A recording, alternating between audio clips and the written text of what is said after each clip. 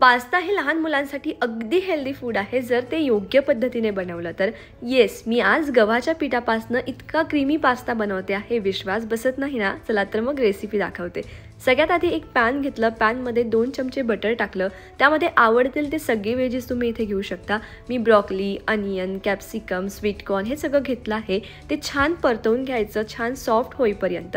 त्यानंतर दुसऱ्या कढईमध्ये मी परत 2 चमचे बटर घेतलं, त्यामध्ये एकदम बारीक चिरलेलं गार्लिक टाकलं, यामध्ये 2 चम्मच गव्हाचं पीठ टाकलं, हे छान असं मिक्स करून घेतलं. लगेच मी इथे अर्धा कप दूध घेतलं आहे. चमच्याने फिरवत किंवा विस्करने फिरवत हे दूध टाकायचं आहे थोडं थोडं, म्हणजे लम्स पडणार नाहीत. त्यानंतर परत अर्धा कप दूध घेतलं आणि तेही थोडं थोडं करून मिक्स करून घेतलं.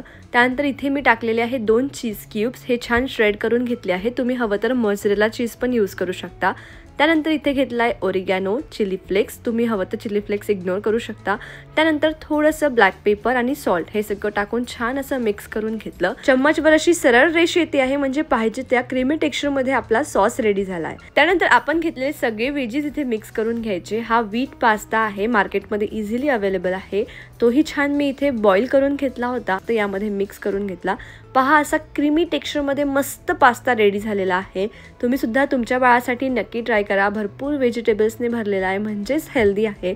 रेसिपी कशी वाटली कमेंटमध्ये सांगायला विसरू नका आणि अशाच रेसिपीजसाठी मला फॉलो करायला विसरू नका. Bye bye.